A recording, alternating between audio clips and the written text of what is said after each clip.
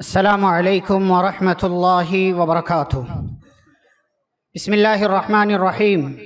الحمد للہ رب العالمین وبہ نستعین والصلاة والسلام علی رسولہ الامین نبینا محمد وعلی آلہ واصحابہ اجمعین ومن تبعہم بإحسان الی یوم الدین، اما بعد۔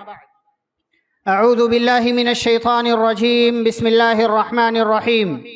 فإذا قضيت الصلاة فانتشروا في الأرض وابتغوا من فضل الله واذكروا الله كثيرا لعلكم تفلحون۔ رب اشرح لي صدري ويسر لي أمري واحلل عقدة من لساني يفقهوا قولي، رب زدني علما۔ اللهم صل وسلم على نبينا محمد صلى الله عليه وسلم وبارك عليه۔ اسلام کا نظام تجارت کانفرنس کی اس پہلی نشست کے صدر فضیلت الشیخ استاذ محترم خالد جمیل مکی حفظہ اللہ، معزز علماء کرام، باہر سے تشریف لائے ہوئے مہمانان عظام، محترم سامعین، حاضرین، اسلامی بھائیوں، بزرگوں، نوجوانوں، عزیز بچوں، پردہ نشین خواتین اسلام اور جدید وسائل کے ذریعے استفادہ کرنے والے محترم ناظرین اور سامعین، اس کانفرنس میں میرا موضوع خطاب ہے تجارت اور صحابہ کرام رضی اللہ عنہم اجمعین۔ اسلام نے، اللہ اور اس کے رسول صلی اللہ علیہ وسلم نے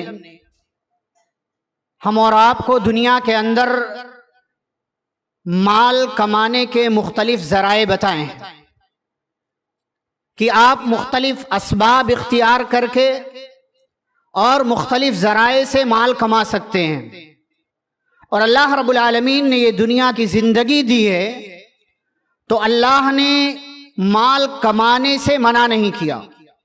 اسی لیے پیارے نبی صلی اللہ علیہ وسلم کی بہترین اور جامع دعاؤں میں سے دعا ہے ربنا آتنا فی الدنیا حسنہ وفی الآخرۃ حسنہ وقنا عذاب النار۔ اے اللہ، اے ہمارے رب، دنیا بھی اچھی بنا، آخرت بھی اچھی بنا، اور ہمیں جہنم کے عذاب سے بچا لے۔ تو ہماری شریعت نے، اللہ رب العالمین نے مال کمانے کے مختلف ذرائع بتائے، جیسے زراعت ہے، کھیتی باڑی کرنا، مزدوری کرنا، جاب کرنا، جانوروں کو پالنا، اس کے ذریعے مال کمانا، اور اسی میں تجارت ہے جسے اللہ اور اس کے رسول صلی اللہ علیہ وسلم نے مشروع قرار دیا۔ چنانچہ اللہ رب العالمین فرماتا ہے وَأَحَلَّ اللَّهُ الْبَيْعَ، اللہ نے بیع کو حلال کیا، وَحَرَّمَ الرِّبَا، اور اللہ نے سود کو حرام کیا۔ سورۃ الجمعہ کی مشہور آیت ہے، اللہ فرماتے فَإِذَا قُضِيَتِ الصَّلَاةُ، جب نماز مکمل ہو جائے، فَانْتَشِرُوا فِي الْأَرْضِ وَابْتَغُوا مِنْ فَضْلِ اللَّهِ، تو زمین میں پھیل جاؤ اور اللہ کا فضل تلاش کرو، اللہ کی روزی تلاش کرو، اور دنیا گزارنے کے لیے مال کماؤ۔ ایسے ہی اللہ رب العالمین نے سورۃ النساء کی ایک آیت میں بیان فرمایا یا ایھا الذین آمنوا لا تأکلوا اموالکم بینکم بالباطل، اے ایمان والو، اپنا مال اور آپس میں ایک دوسرے کا مال باطل اور حرام طریقے سے مت کھاؤ، مت کماؤ۔ ہاں، تجارت جسے اللہ نے حلال قرار دیا ہے، اس کے ذریعے سے تمہیں مال کمانا چاہیے اور مال حاصل کرنا چاہیے۔ تو ہماری شریعت نے ہمیں تجارت کی اجازت دی ہے، لیکن یہ تجارت اسلامی قوانین کی، اسلامی اصول کی روشنی میں ہونا چاہیے، اور اگر اسلامی قوانین اصول سے ہٹ کر کے اگر کوئی انسان تجارت کرتا ہے تو ایسی تجارت شریعت کی نظر میں معتبر نہیں ہے، الا ان تکون تجارتا عن تراض منکم ولا تقتلوا انفسکم۔ اللہ نے اس لیے آگے کہا تجارت کرو، اور اس کے لیے اگر حرام طریقہ اختیار کرتے ہو تو گویا کہ یہ درست نہیں ہے، تم اپنے آپ کو قتل کر رہے ہو، ہلاک کر رہے ہو، برباد کر رہے ہو۔ تجارت کی اہمیت کیا ہے؟ چند ایک باتیں میں آپ کے سامنے عرض کروں۔ قرآن و حدیث میں اللہ اور اس کے رسول صلی اللہ علیہ وسلم نے اس کی جانب خصوصی توجہ دلائی ہے۔ قرآن حدیث کے اندر، دلائل کے اندر تجارت کے بارے میں خصوصی تعلیمات ہیں، توجہ ہیں کہ مسلمانوں کو تجارت کرنا چاہیے، یہ پیشہ اختیار کرنا چاہیے۔ ایسے ہی آپ احادیث کی کتابیں اٹھا کر دیکھیں، باقاعدہ کتاب البیوع کے نام سے چیپٹر ہے اور اس کے اندر احادیث ہیں مختلف پیارے نبی صلی اللہ علیہ وسلم کی۔ ایسے ہی آپ صلی اللہ علیہ وسلم نے تجارت کی باریکیوں سے، ایک ایک مسئلے کے تعلق سے ہم اور آپ کو آگاہ کر دیا ہے کہ فلاں ٹائپ کی، فلاں قسم کی آپ تجارت کرنا چاہتے ہیں، کیسے کرنا ہے۔ اس کانفرنس میں انشاءاللہ آپ اس کے مختلف مسائل کو سنیں گے اور جانیں گے، اس کے اصول سے آپ کو آگاہی حاصل ہوگی اور آپ کو خبر دی جائے گی۔ تو تجارت کے مسائل کی باریکیوں سے اللہ رب العالمین نے ہم اور آپ کو آگاہ کیا ہے۔ یہ بات تجارت کی اہمیت کے حوالے سے ہوئی۔ اب ایک بندہ اگر تجارت کرتا ہے تو تجارت کرنے کی کیا فضیلت ہے، اس سلسلے میں آپ دیکھیں اللہ نے سورۃ المزمل میں تجارت کو جہاد کے ساتھ جوڑا ہے۔ وَآخَرُونَ يَضْرِبُونَ فِي الْأَرْضِ يَبْتَغُونَ مِن فَضْلِ اللَّهِ وَآخَرُونَ يُقَاتِلُونَ فِي سَبِيلِ اللَّهِ۔ وہ بندے جو تجارت کر کے اللہ کا فضل تلاش کرتے ہیں، اللہ نے ایسے لوگوں کی بھی تعریف کی ہے، اور وہ لوگ جو اللہ کے دین کو بلند کرنے کے لیے میدان جنگ میں ہوتے ہیں، اللہ نے ایسے لوگوں کی بھی تعریف کی ہے اور دونوں کا ایک ساتھ تذکرہ کیا ہے۔ اور آپ دیکھیں پیارے نبی صلی اللہ علیہ وسلم نے تجارت کیا ہے، آپ نے تجارت کے پیشے کو اختیار کیا ہے۔ اما خدیجہ رضی اللہ تعالی عنہا کا مال آپ تجارت کی غرض سے لے کر کے گئے، اور اما خدیجہ رضی اللہ تعالی عنہا کو اتنا منافع حاصل ہوا کہ اس سے پہلے وہ منافع ان کی تجارت میں نظر نہیں آیا۔ یہ پیارے نبی صلی اللہ علیہ وسلم نے پیشہ اختیار کیا، اور صحابہ کرام کی ایک بڑی تعداد نے تجارت کا پیشہ اختیار کیا ہے، جو ہمارے موضوع کا دوسرا حصہ ہے۔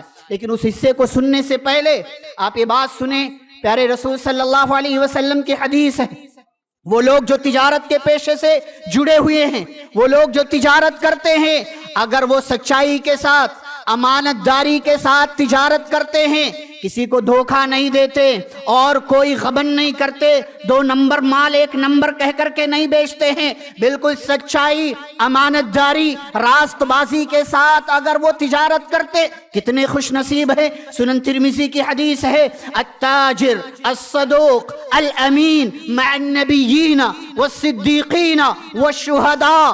ایسا تاجر جو سچائی کے ساتھ تجارت کرتا ہے، ایسا تاجر جو امانت داری کے ساتھ تجارت کرتا ہے، کسی کو دھوکہ نہیں، غش نہیں، تدلیس نہیں اور دھوکہ دڑی والا معاملہ نہیں ہے۔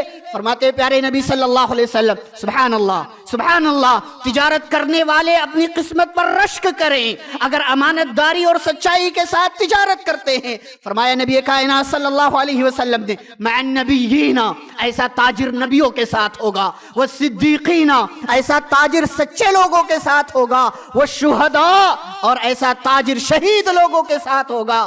یہ تاجر کی فضیلت ہے، یہ تجارت کرنے والے کی فضیلت ہے۔ میرے بھائیو، تجارت کے حوالے سے بنیادی باتیں آپ نے سنی۔ اب آئیے موضوع کے دوسرے حصے کی طرف چلتے ہیں کہ صحابہ کرام نے کیسی تجارت کی اور صحابہ کرام کے درمیان کتنے بڑے بڑے تاجر اور کس پائے کے تاجر موجود تھے۔ پیارے نبی صلی اللہ علیہ وسلم مدینے میں آئے۔ مدینے میں آنے سے پہلے مکے میں بھی صحابہ تجارت کیا کرتے تھے، لیکن آپ صلی اللہ علیہ وسلم جب مدینہ پہنچے تو مدینے کی پوری مارکیٹ پر یہودیوں کا قبضہ تھا۔ پوری مارکیٹ پر ہولڈ تھا یہودیوں کا، پوری مارکیٹ پر چھائے ہوئے تھے۔ مال کمانے کے جتنے ذرائع تھے، سارے ذرائع پر تقریباً یہودیوں کا قبضہ اور ہولڈ تھا۔ بنو نذیر، بنو قریظہ، بنو قینقاع، یہودیوں کے 3 قبیلے مدینے کے اندر تھے۔ پیارے نبی صلی اللہ علیہ وسلم نے تجارت کے اصول وضع کیے، قوانین وضع کیے، صحابہ کرام کو تعلیم دی، صحابہ کرام کو قوانین بتائے، اصول بتائے۔ صحابہ نے تجارت کرنا شروع کیا اور صرف 5 سال کا عرصہ گزرا، صرف 5 سال کا۔ وہ یہودیوں کے قبیلے جو مدینے کی پوری مارکیٹ پر قبضہ جمع کر کے بیٹھے تھے، اور آپ اپنی زبان میں کہہ لے کنڈلی مار کے بیٹھے تھے، صرف 5 سال کے عرصے میں مدینے کو یہودیوں سے خالی کروایا گیا اور مدینے کی پوری مارکیٹ پر مسلمانوں کا اور صحابہ کرام کا قبضہ ہو گیا۔ کیسے کیا انہوں نے؟ کس طریقے سے کیا؟ امانت داری کے ساتھ تجارت کر کے، سچائی کے ساتھ تجارت کر کے، کسی کو دھوکہ نہیں دیا۔ اور اگر کسی نے دھوکہ دینے کی کوشش کی، نبی صلی اللہ علیہ وسلم بحیثیت لیڈر، قائد، مدینے کی مارکیٹ میں چل رہے ہیں، گردش کر رہے ہیں، ایک بندے کے تعلق سے کچھ بات آپ کو نظر آئی، آپ نے اس کے سامان میں ہاتھ ڈالا، آپ کو کچھ تری محسوس ہوئی، آپ نے پوچھا یہ کیا ہے؟ کہا پیارے نبی صلی اللہ علیہ وسلم، بارش کے پانی نے اس کو بھگو دیا، میں نے سوکھا اور تر مال اکٹھا کر دیا۔ پیارے نبی نے فرمایا تم نے ان دونوں کو الگ کر کے کیوں نہیں رکھا؟ من غشنا فلیس منا، جو دھوکہ دے وہ ہم میں سے نہیں ہے۔ سبحان اللہ، یہ ہوتی ہے تجارت۔ پیارے نبی صلی اللہ علیہ وسلم نے صحابہ کی قدم قدم پر رہنمائی کی، اور اسی رہنمائی کے نتیجے میں صرف 5 سال میں مدینے کی مارکیٹ اور بازار پر صحابہ کرام کا قبضہ ہو گیا۔ اب دیکھیں، صحابہ کرام مدینے کے اندر آئے، سب سے بڑے صحابی حضرت ابوبکر صدیق رضی اللہ عنہ کپڑوں کا کاروبار کرتے تھے، کپڑوں کی تجارت کرتے تھے، بہت مالدار تھے حضرت ابوبکر صدیق رضی اللہ عنہ۔ آپ یہ نہ سمجھیں کہ صرف عثمان غنی رضی اللہ عنہ مالدار، صرف عبد الرحمن بن عوف رضی اللہ عنہ مالدار۔ ابوبکر صدیق رضی اللہ تعالی عنہ مالدار صحابہ میں سے ایک ہیں، اور مدینے میں آ کر کے نہیں، مکے سے حضرت ابوبکر صدیق رضی اللہ عنہ مالدار، مکے سے مالدار ہیں۔ کپڑوں کا کاروبار تھا، اور مدینے میں سخ نام کا غالباً ایک علاقہ تھا، اس علاقے میں ان کا باقاعدہ ایک گودام اور کارخانہ تھا جس میں وہ کپڑوں کی تجارت کیا کرتے تھے اور کام ہوا کرتا تھا۔ آپ حضرت عمر رضی اللہ تعالیٰ عنہ کو دیکھیں، وہ بھی کاروبار اور تجارت کیا کرتے تھے۔ عثمان غنی رضی اللہ عنہ کے بارے میں کون نہیں جانتا؟ عثمان غنی رضی اللہ عنہ مدینے کے مالدار صحابہ میں سے اور بڑے تاجروں میں سے ایک ہیں کہ باہر سے ان کا مال ہزاروں کی تعداد میں اونٹوں پر لد لد کر کے آیا کرتا تھا۔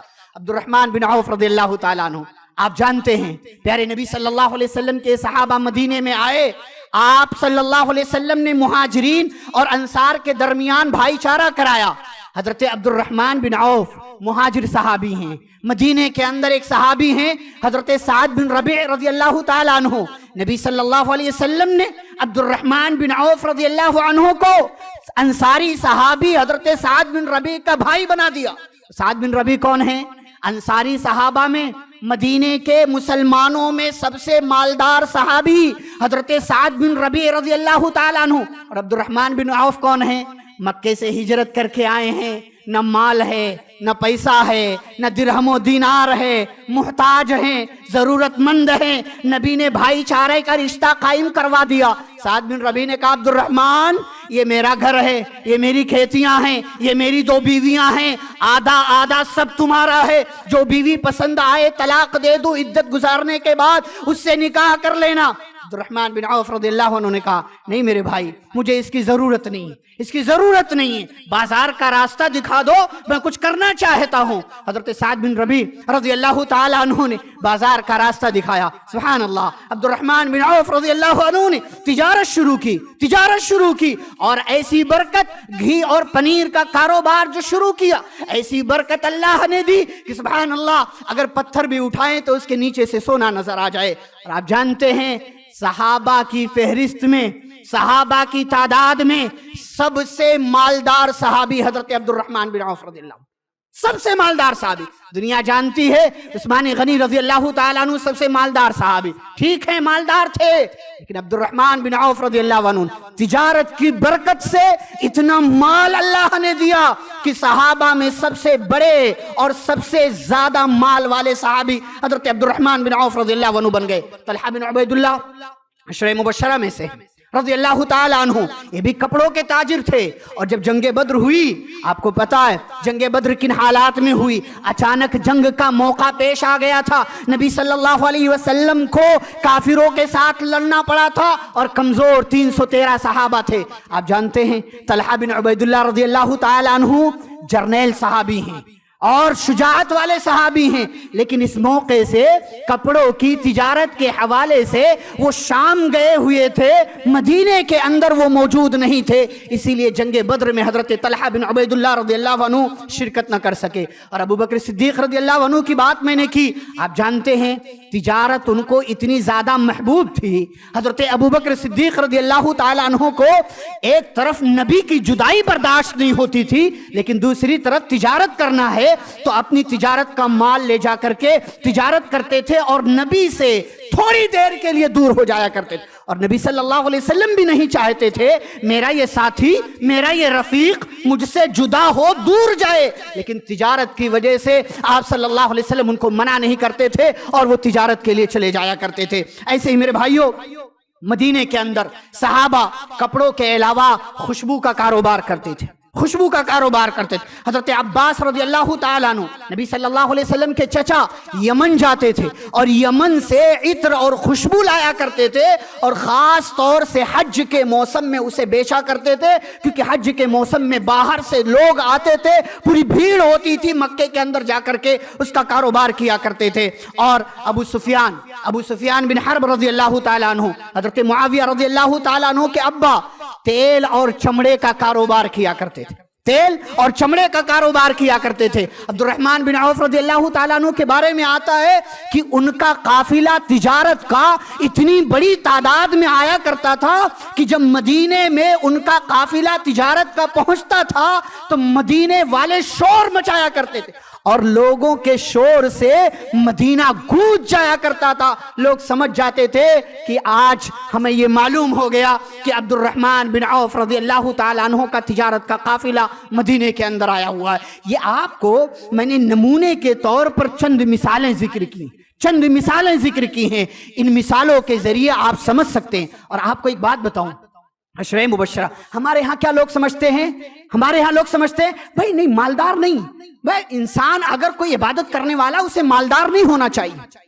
بھائی ہمارے ہاں لوگ سمجھتے ہیں نیک وہ ہے جو پھٹا پرانا پہن کر رہے، کٹیا میں رہے، جھوپڑی میں رہے، پیوند لگے ہوئے کپڑے پہنے۔ نہیں میرے بھائیوں، عشرہ مبشرہ ٹاپ 10 وہ خوش نصیب صحابہ جنہیں جنت کی خوشخبری ملی، ان میں سے اکثر صحابہ مالدار تھے، اکثر، بلکہ میں اگر کہوں کہ سب کے سب مالدار تھے، ایک آدھ کو چھوڑ کر کے سارے کے سارے صحابہ مالدار تھے۔ اور ان مالداروں میں اکثر وہ تھے جو تجارت کرنے والے تھے۔ حضرت زبیر بن عوام رضی اللہ تعالیٰ عنہ شروع میں کچھ نہیں تھا، بعد میں تجارت کرنا شروع کیا۔ لوگ ان کے پاس پیسے رکھتے تھے، اسے قرض کے طور پر لیتے تھے اور اس مال کو وہ تجارت میں لگا دیتے، زمینیں خریدتے تھے۔ اتنی زیادہ زمینیں، اتنا مال ان کے پاس ہو گیا کہ جب ان کی وفات کا وقت قریب آیا یا ان کی وفات ہو گئی تو ان کی جائیداد گننے والے لوگ جب گننے لگے، شمار کرنے لگے، سونے اور چاندی کے سکوں کو گننے والوں کے ہاتھوں میں چھالے پڑ گئے، اتنے زیادہ مالدار حضرت زبیر بن عوام رضی اللہ تعالیٰ عنہ۔ تو میرے بھائیوں اور بزرگوں، یہ کانفرنس جو کی جا رہی ہے اور اس کے ذریعے جو آپ کو پیغام دیا جا رہا ہے وہ یہ کہ آپ کوشش کریں کہ آپ حلال کمائیں، حلال مال حاصل کریں، اور حلال مال کمانے کا ایک ذریعہ جو ہماری شریعت نے ہمیں دیا ہے، بتایا ہے، وہ تجارت کرنا ہے۔ اگر آپ تجارت کر سکتے ہیں ضرور اس میدان میں آئیں، اللہ رب العالمین آپ کو برکتوں سے نوازے گا۔ شرط یہ ہے کہ آپ اسلامی اصول کو، تجارت کے جو اصول ہیں، جو قوانین ہیں، جو نظام شریعت نے دیا ہے، اس کے مطابق آپ تجارت کریں، جیسا کہ صحابہ کرام نے کیا۔ اور جب اسلامی قوانین کی روشنی میں تجارت ہوتی ہے، اللہ برکتیں دیتا ہے، اللہ کاروبار بڑھاتا ہے، نقصان سے بچاتا ہے، اور مال اتنا بڑھتا ہے کہ پھر آپ اس کو کاؤنٹ بھی نہیں کر پاتے ہیں کہ اللہ نے آپ کو کتنے مال سے نوازا ہے۔ میرا وقت ختم ہوا چاہتا ہے، میں آپ کے سامنے بس یہی چند باتیں ابتدائی طور پر تمہید کے طور پر ذکر کرنے کے لیے حاضر ہوا ہوں۔ بس خلاصہ یہ ہے کہ ہم اور آپ صحابہ کرام کے نقش قدم پر چلیں، ان کے منہج منہج کو فالو کریں، پیارے نبی صلی اللہ علیہ وسلم کی تعلیمات کو اپنی زندگی میں نافذ اور شامل کرنے کی کوشش کریں۔ اللہ رب العالمین ہم سبھی کو پیارے نبی صلی اللہ علیہ وسلم کی تعلیمات کی روشنی میں زندگی گزارنے کی توفیق عطا فرمائے، اور آپ نے تجارت کے جو اصول، قوانین، جو تعلیمات بتائی ہیں، ہم سب کو ان قوانین اور تعلیمات کو اپنانے اور اسی کے مطابق تجارت کرنے اور مال کمانے کی توفیق عطا فرمائے۔ جب تک اللہ دنیا میں زندہ رکھے، اسلام اور ایمان پر زندہ رکھے، خاتمہ ہو تو خاتمہ بالخیر ہو۔ وصلی اللہ تعالی علی نبینا محمد وعلی آلہ واصحابہ اجمعین۔ ربنا تقبل منا انک انت السمیع العلیم۔ والسلام علیکم ورحمۃ اللہ وبرکاتہ۔ ایسے ہی فائدہ مند اسلامک ویڈیوز دیکھنے اور منہج سلف پر کتاب و سنت کی تعلیمات کو عام کرنے میں ہمارا تعاون کرے، تاکہ آپ کے لیے ذریعہ نجات، جنت کے حصول کا سبب، ساتھ ہی مال میں برکت و اضافے کا ذریعہ بھی بنے۔ آمین۔ جزاک اللہ خیرن۔